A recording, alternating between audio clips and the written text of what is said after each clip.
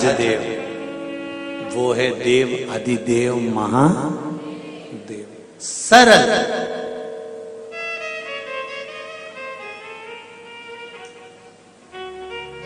शिव मंदिर में कपाट नहीं, हृदय में कपट नहीं, परिवार में कोई झंझट नहीं।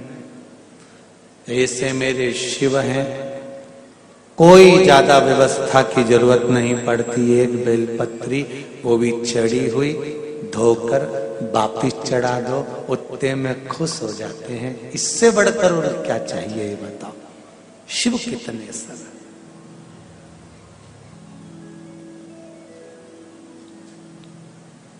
श्री शिवाय नमस्ते।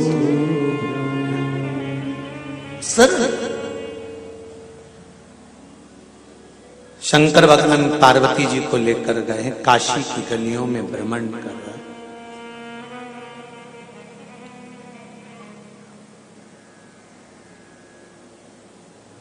घूमते हुए काशी की गलियों में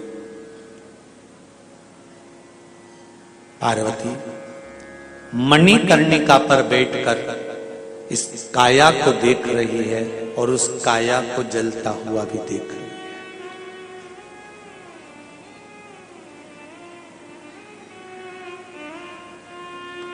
40 साल, 50 साल, 60 साल, 70 साल, 80 साल, 90 साल, 100 साल, एक दिन तो उस परमात्मा के सामने मिलना तो होगा ही, जाना तो होगा, मिलन तो होगा ना। तो क्यों रोकर जिंदगी निकाले। पार्वती जी शंकर जी से पूछ रही हैं, शंभो बाबा मृत्यु लोक में जन्म लेना है, जाना है, ये साधारण सा प्रश्न।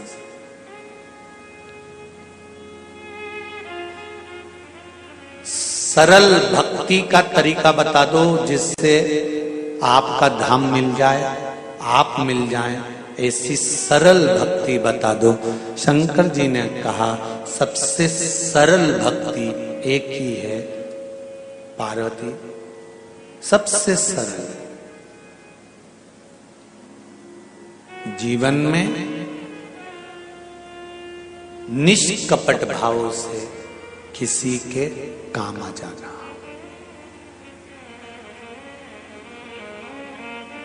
एक बहुत पहले भजन चलता था, शायद आप लोगों ने सुना होगा, कभी प्यासे को पानी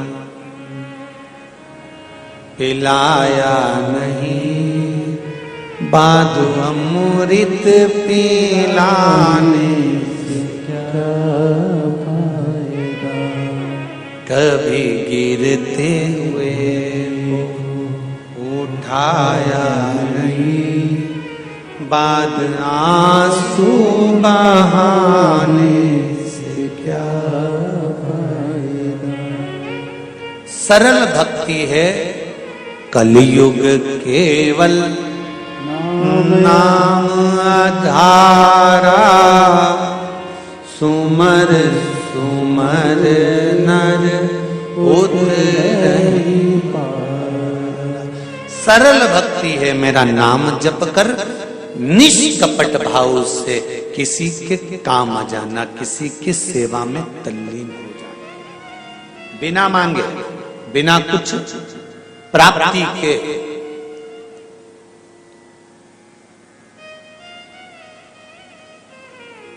कभी विदुरानी जैसी चतुरता आप भी रखिएगा। एक आध बार शंकर जी के मंदिर में जाओ ना और शिव जी जब अकेले दिख जाए, वैसे तो आज के समय में शंकर और अकेले बहुत बड़ी बात है। जब से शिव महापुराण की कथा टीवियों पर चालू हुई है, तब से शंकर जी के मंदिर में शंकर अकेले है ही नहीं। अब तो पार्वती जी को भी शिव जी से बात करना पड़ती है, तो इंतजार करना पड़ता है थोड़ा, है? क्यों भाई जी, सही बात है।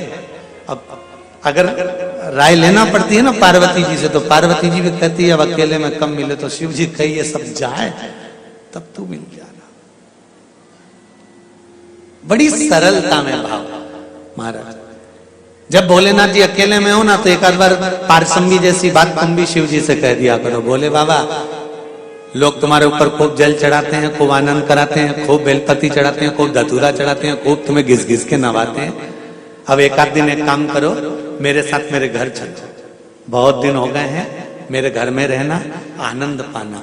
जब दिल से कहोगे और चलते चलते कहने के बाद आप नंदीश्वर से भी कह दो, नंदी को भी जाकर कह दो कि शाम को जब भ्रमण पर बाबा निकले तो मेरे घर पर थोड़ी देर रुक जाना, अंदर प्रवेश कराना, एक आध दो दिन आराम करना, फिर चले जाना, उसमें क्या दिक्कत।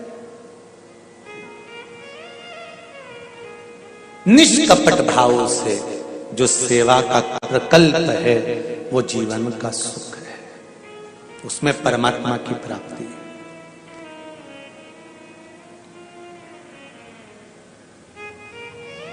मत जाओ किसी तीर्थ में, घर में अगर बूढ़े माँ बाप हैं तो उनकी सेवा कर लेना ही बद्रीनाथ और केदारनाथ के बराबर है। उनकी सेवा कर लेना ही बहुत है।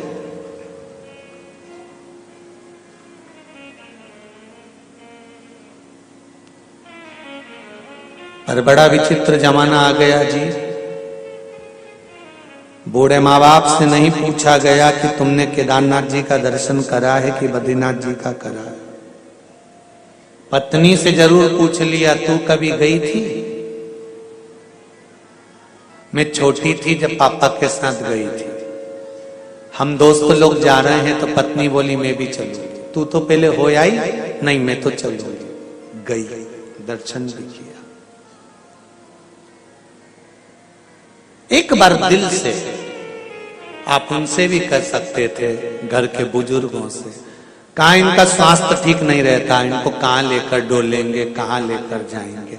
मत ऊपर लेकर जाना केदारनाथ और बद्रीनाथ तक, हरिद्वार की पौड़ी तक तो ले जा सकते थे। पापा मम्मी के लिए 2 लोग छोड़ देते, हरिद्वार को हम दर्शन कर कर आते हैं, आप ऊपर जाएंगे, ठंडक पड़ रही है, घोड़े पर बैठ पाए ना बैठ पाए, दर्शन कर पाए ना कर पाए, श्वास चलती है, तकलीफ होती है, इसलिए नीचे ही दर्शन।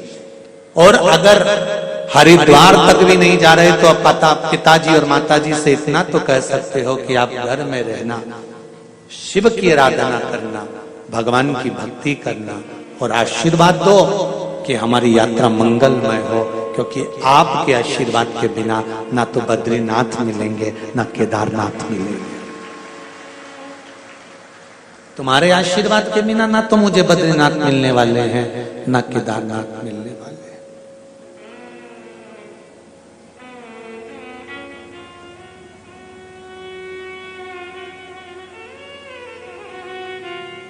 एक बच्चा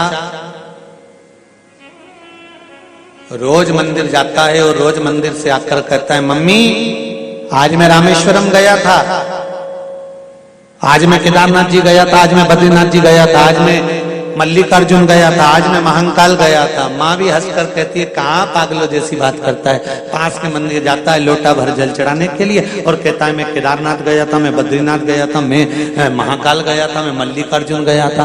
तो इतने में पड़ोसन ने कहा बेटे का दिल है, शंकर के मंदिर में अगर जल चढ़ा कर आता है और दिल से कहता है कि मैं वहां गया था, तो जब उसने जल समर्पित